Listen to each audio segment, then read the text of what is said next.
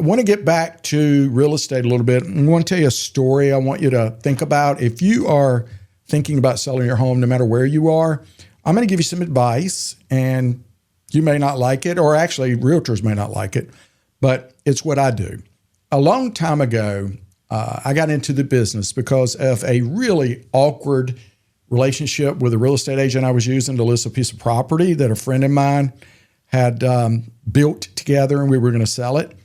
And I couldn't get out of a listing agreement. Never heard from the person. They didn't communicate with me. And I was okay with dropping the price, doing whatever they had asked to do, but they just didn't want to have those hard decisions. And it is hard to talk about price with people. There's no question about it, because it's not what sellers want to hear. But they probably need to hear it, because the quicker they deal with it, the more money they're going to net. I can tell you that. I don't care where you are in the country. The quicker you eat that, the better you're going to be. So the other thing I want to tell you is I couldn't get out of that listing and ended up going to real estate school. And quite honestly, my attitude was, if that person can do it, I know I can do it. So I got into it and worked really hard and had a lot of support, made a lot of mistakes over the last 28 years, sold somewhere between 4,000 and 6,000 homes between myself and over the teams I've had over the years. So made a lot of mistakes, had a lot of successes too, but definitely learned from my mistakes, which is the way I tend to operate. But I guess about 3 weeks ago, I got a call from some folks that wanted to sell their house, and they had it for sale. It was listed, and I looked in the MLS, and they were telling me about the situation. Of course, I have to be really careful, because I'm not going to down talk another agent. Never going to do that. And I'm never going to tell them to get out of a listing or anything like that. But I looked at it, and it was on what's called a withdrawal hold status. And that means they can't list it with anybody else. So they were confused, and I didn't have no idea what was going on. I wasn't going to step into that. So I simply said, listen, there's nothing I can do. I wish you guys the best, but my best suggestion is have a conversation with your agent and talk to them and figure out what to do. I didn't hear anything else. And then I get a call, and they're like, okay, we're ready to list. And I pull it up in the MLS, and it's canceled, which means it can be listed again. So I go to their house, and these wonderful people, the sweetest couple, sweetest family I met in a long time, and they need to sell their house. Well, what they had done is apparently in the listing agreement, in some type of addendum, the previous agent or company or whatever, I don't know if it's a company policy, agent policy, it's not illegal, it's not immoral, it's not wrong in their book, not technically, but they had basically charged them $1,500 to cancel the listing because of all the money that the agent said they spent on it. That really, again, I'm not saying it's wrong. A lot of agents would argue that, hey, I made this investment, I did all this, but that's kind of what we get paid good money to do, is take risks. And I've been doing this for a long time, and I have never charged somebody to get out of a listing. As a matter of fact, a long time ago, I don't even know how long ago, probably 20 years, I put up front, proactively in all my listing agreements, it says the seller and or listing agent may terminate this listing at any time while it's not under contract with the buyer.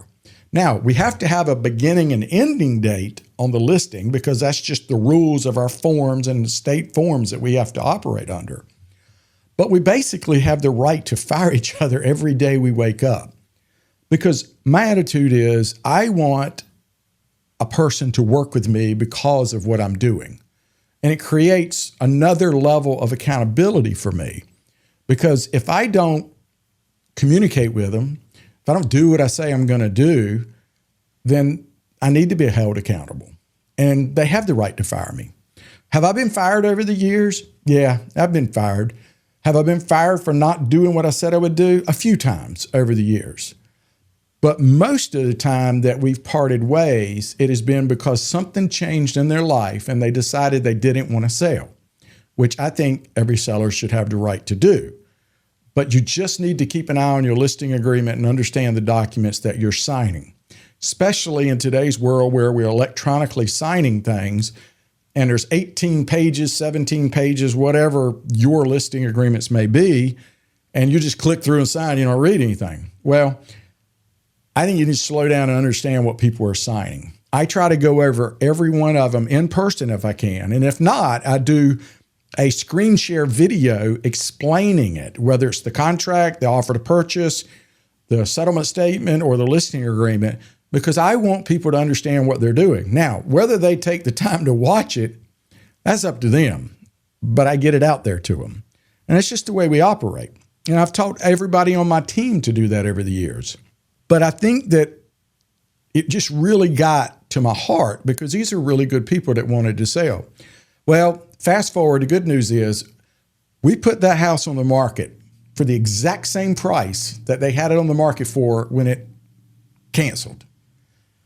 And they hadn't gotten anything on it. And I'm not going to say we had magic dust, but we did an amazing job of turning it quick and getting all of our marketing in place.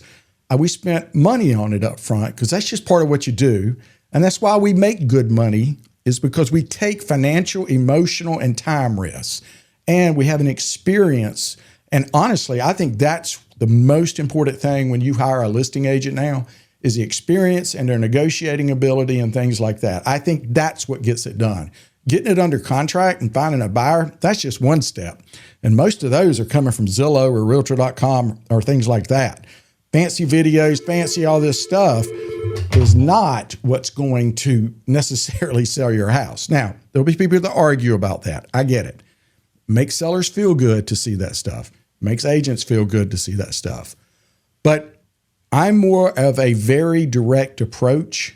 And I think that the conversations, even when they're hard to have on both sides, and they can be confrontational sometimes, get angry. But I think it's very important. And I think negotiating is a huge tool because we still got to sell that thing to the buyer, to the buyer's agent if there's one. We got to sell it to the home inspector. We got to sell it to the pest inspector, to the HVAC inspector. And if there's a loan, we got to sell it to the appraiser. And then we got to get it closed and make sure everybody gets there, doesn't lose their job, doesn't get hit by a bus on the way to closing, or just doesn't have buyer's remorse. So there's a tremendous amount of work that goes into it. And it takes time, and I think it takes experience. But I want to tell you the good news is you're going to see down below the review that we just got from these folks. We put their house under contract in a matter of days, full price. I can tell you that now because it's already closed. Closed in 2 weeks, okay? 2 weeks cash, and we were able to negotiate in and included 2 weeks seller possession after closing, which means the sellers get to stay there after they got their money for 2 weeks so they can make their move that they need to make. I'm not going to say that we had a magic trick or anything like that. I am going to say we positioned everything perfectly. And there are certain rhythms in the market that you can feel and not feel when you've done it a long time. And right now I'm feeling that rhythm because there's a lot of people not putting their houses on the market, and they're going to be coming soon again. Another flow of it's going to hit. We've had some hit, and it's kind of slowed the market a little bit because of the inventory rise. But now that's weaning through and people have quit. And I think it's a great time to put your house on the market right now. I think we're in one of those runs that we're going to see a lot of activity. But that's just me. And I just want to share the information and it's argumentative, depending on the agent. Your agent, I can assure you, I'm going to tell you, there are tons of agents out there would tell me I'm crazy and tell me I'm wrong and tell me all these things. But I'm going to say this. I got more faith in my client than I do a piece of paper. And if it takes me going to a piece of paper to get myself paid, then that's a problem that I have. And I don't want it to be the only reason that you pay me and that you feel like I did my job. Anyway, have a great week. If we can help in any way, let me know. And we need homes to sell because we are very empty in our inventory. Thanks a lot. Have a great week. Bye-bye.